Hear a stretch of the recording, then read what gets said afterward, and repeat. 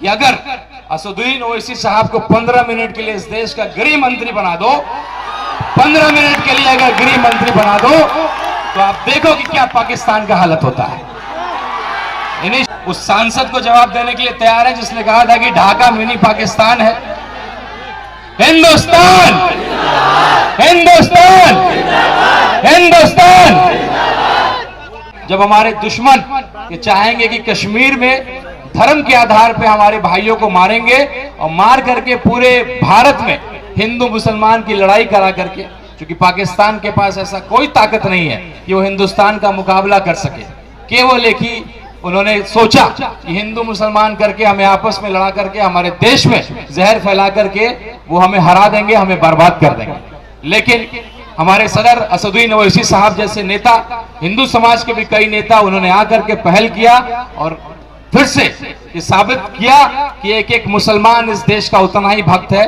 पुराना इतिहास है, इंडिया गेट पे आपका नाम दर्ज है। ये इंतजार हम लोग पिछले 1 साल से कर रहे थे। हम लोग के शेर, हम लोग के लिए गर्व का विषय, हमारे पार्टी, हमारे देश के लिए एक मिसाल कायम करने वाले ऐसे हमारे सदर बैरिस्टर असदुद्दीन ओवैसी साहब का आगमन हुआ, जिसकी प्रतीक्षा हम लोग पिछले 1 साल से कर रहे थे। आज ये मुकम्मल हुआ। इस सब के लिए आप सब लोग इस आज के दिन के लिए बधाई। और एक क्रांतिकारी दिन, एक ऐतिहासिक दिन। हर पार्टी के लोग, हर इलाके के लोग, बड़े बड़े नेताओं, चूंकि चुनाव भी सर पे है, ये चर्चा का विषय बना हुआ है कि ढाका में जो जलसा होने वाला है इसके बाद क्या होगा, इसके अगल बगल जो विधानसभा है उसका समीकरण क्या बनने जा रहा है, इसकी चर्चा हर चौक चौराहे पे हो रही है। एक मैं आपसे आग्रह करना चाहता हूं, कुछ साल पहले आपके एक सांसद थी जिन्होंने कहा था कि ढाका मिनी पाकिस्तान है, आप सबको याद होगा। तो मैं ये चाहता हूं कि वो सांसद या उन सांसद के जो लोग हैं उन तक ये आवाज जाए, जितना एक एक हिंदू यहाँ का हिंदुस्तानी है, इस देश भक्ति का जो है एक मुजाहरा हम लोग पेश करें। मैं हिंदुस्तान कहूंगा, आप जिंदाबाद करेंगे। कोई भारत माता की जय कहता है, कोई हिंदुस्तान जिंदाबाद करता है, कोई अपने अंदाज में अपने देशभक्ति को अपने सामने पेश करता है। सबका अंदाज अलग है, लेकिन देशभक्ति वही है। तो मैं एक बार ढाका के आवाम से आग्रह करता हूं कि मैं हिंदुस्तान कहूंगा, आप जिंदाबाद करेंगे। और ये गिनती जो है हम लोग गिनने का प्रयास करेंगे, कितने लोग हम लोग उपस्थित हैं। आप लोग तैयार हैं? उस सांसद को जवाब देने के लिए तैयार है जिसने कहा था कि ढाका मिनी पाकिस्तान है। हिंदुस्तान, हिंदुस्तान, हिंदुस्तान। हमारे अपने भी मसले हैं। आज हम तिरंगा लेकर के आए हैं, 2 दिन पहले हम काला झंडा लेकर के आए थे। वक्फ बोर्ड को लेकर के जो बात, जो संविधान का उल्लंघन करते हुए फ्रीडम ऑफ रिलीजन और राइट ऑफ इक्वलिटी, जिसकी बात हमारे सदर कहते हैं, जो बैरिस्टर भी है, मुझे लगता है जितना अध्ययन वक्फ बोर्ड करके लेकर के किया है हमारे बैरिस्टर साहब ने, उतना किसी ने ही नहीं किया है। तो काला झंडा भी हम दिखाएंगे। और जब वक्त आएगा, जब हमारे दुश्मन ये चाहेंगे कि कश्मीर में धर्म के आधार पे हमारे भाइयों को मारेंगे और मार करके पूरे भारत में हिंदू मुसलमान की लड़ाई करा करके, क्योंकि पाकिस्तान के पास ऐसा कोई ताकत नहीं है कि वो हिंदुस्तान का मुकाबला कर सके। केवल एक ही उन्होंने सोचा कि हिंदू मुसलमान करके हमें आपस में लड़ा करके हमारे देश में जहर फैला करके वो हमें हरा देंगे, हमें बर्बाद कर देंगे। लेकिन हमारे सदर असदुद्दीन ओवैसी साहब जैसे नेता, हिंदू समाज के भी कई नेता, उन्होंने आकर के पहल किया और फिर से ये साबित किया कि एक एक मुसलमान इस देश का उतना ही भक्त है। पुराना इतिहास है, इंडिया गेट पे आपका नाम दर्ज है। आपकी जनसंख्या तब भी कम थी, लेकिन जितना जनसंख्या आपके इंडिया गेट पे लिखा हुआ है, आपके शहीदों का नाम लिखा हुआ, दोबारा नौबत आएगा तो ढाका नहीं पूरे देश का एक एक मुसलमान सीने पे गोली खाने के लिए तैयार है। तो आज जब देश की बात आएगी, बाहरी से लड़ने की बात आएगी, आतंकवाद से लड़ने की बात आएगी, तो हमारा पूरा देश याद रखेगा, एक रहेगा और मुकाबला करेगा। ये जो कार्यक्रम का नाम हम लोगों ने रखा, जिसका नाम हम लोगों ने रखा आतंकवाद के खिलाफ ओवैसी साहब का जिहाद। जिहाद शब्द एक उर्दू का बड़ा खूबसूरत शब्द है, जिसको हम अक्सर लोग गलत तरीके से इंटरप्रेट करते हैं। जिहाद का मतलब लफ्ज जिहाद, गलत तरीके की बातें। जिहाद का असली मतलब होता है किसी भी नाइंसाफी के खिलाफ लड़ना, संघर्ष करना, कुछ गलत हो रहा हो उसके खिलाफ संघर्ष करना, तो एक जिहाद है। जिस तरीके से हमारे सदर पाकिस्तान को जवाब दे रहे हैं, एक एक बात कह रहे हैं, वो हिंदुओं का भी गर्व से सीना फूल रहा है। वक्फ बोर्ड की बात आएगी, मैं एक हिंदू समाज का लड़का हूं। जब मैं अपने मंदिर में, मैं हिंदू होकर के जब मैं अपने मंदिर में किसी को कबूल नहीं करूंगा, किसी मुस्लिम भाई को, तो मैं कैसे अपने मुसलमान भाइयों के जमीन पे और वक्फ पे कहूंगा कि आप हिंदुओं को रखिए? ये बिल्कुल नाइंसाफी है।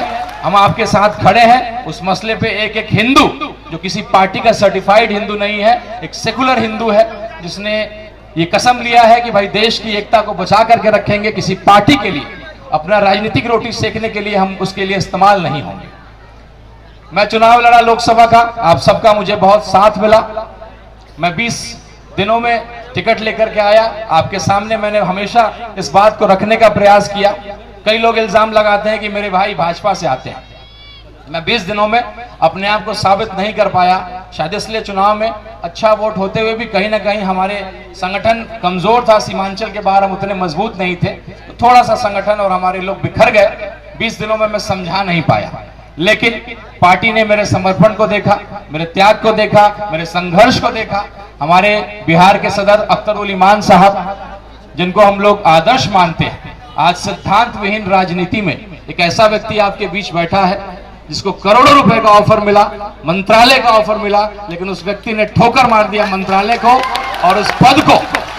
तो आज के सिद्धांत विहीन और भी बिहार के जो पलटू राम और ऐसे ऐसे लोगों के लिए जाना जाता है, उस जगह से एक ऐसा विधायक, एक ऐसा वफादार व्यक्ति जिसके नाम के पीछे भी ईमान है और ईमान का पक्का है, तो ऐसे व्यक्ति के अंदर काम करना मेरे लिए गर्व का विषय है। कई लोग मुझसे सवाल करते हैं कि भाई आप क्या कर रहे हैं, आप तो सियासी परिवार से आते हैं। सीताराम बाबू आप सब लोगों से जुड़े रहे, लंबे टाइम तक आपके मंत्री रहे, सांसद रहे, तो कई लोग मुझसे सवाल करते हैं कि आप बेवकूफी कर रहे हैं, आप क्या कर रहे हैं। तो मैं उनको यही जवाब देता हूं कि आप वक्त का इंतजार करिए। मैं सियासी परिवार से आता हूं, मैंने इस पार्टी की ताकत को देखा है। बाकी पार्टियों में कार्यकर्ता होते हैं, लेकिन इस पार्टी में दीवाने होते हैं, और उन दीवानों की दीवानगी मैं कल रात से देख रहा हूं। कोई गया से आ रहा है, कोई रोहतास से आ रहा है, हर जिला से, सीमांचल के मेरे जितने भी अतिथि आज आए हैं, तो ये दीवानगी है इस पार्टी की। और मुझे मालूम है कि अब मैं आपका विश्वास जीत चुका हूं। मैं आपके लिए लगातार काम कर रहा हूं, चाहे लहन ढाका का मुद्दा हो, जहां पूरे गांव के साथ अन्याय किया जा रहा है, उसका सवाल लहन ढाका का किसी ने उठाया तो अख्तर उल ईमान साहब ने उठाया। एक दलित के बेटे को बिजली विभाग ने प्रताड़ित करके उसका सुसाइड करा दिया, उसका मर्डर हो गया गलत बिजली बिल वसूलने के क्रम में, उसका सवाल किसने उठाया? अख्तर उल ईमान साहब ने उठाया। आज मात्र हमारे पास एक विधायक है, इसलिए हम हर मसले को नहीं उठा पाते हैं, लेकिन मुझे पूरा विश्वास है कि अब आप लोग का आशीर्वाद हमें मिलेगा तो बिल्कुल अगला सरकार जो बिहार में बनेगा बिना AIMIM के सपोर्ट के नहीं बनने जा रहा है। 4 विधायक हमारे थे, 4 को आपने, 5 विधायक थे, 4 को आपने तोड़ा है। विधायकों को तोड़ा था। तौसीफ भाई हमारे उपस्थित हैं। तो मैं चाहता हूं कि वो 15 मिनट, मेरे एक चाचा हैं जो मुझे चाय पिला रहे थे कल, उन्होंने कहा था कि जरा सदर साहब आएंगे, उनको कहिएगा ये बात, मेरी तरफ से मैसेज दीजिएगा। तो उन्होंने यही मैसेज दिया कि अगर असदुद्दीन ओवैसी साहब को 15 मिनट के लिए इस देश का गृह मंत्री बना दो, 15 मिनट के लिए अगर गृह मंत्री बना दो, तो आप देखो कि क्या पाकिस्तान का हालत होता है। इन्हीं शब्दों के साथ मैं आपसे विदा लेता हूं, और मुझे पूरा विश्वास है जो वादा हम लोगों ने किया था, पार्टी ने मेरे समर्पण को, मेरी मेहनत को, मेरे इसको जज्बे को स्वीकारा। हमारे अख्तर उल ईमान साहब, इंजीनियर आफ्ताब साहब जो मेरे गार्जियन स्वरूप है,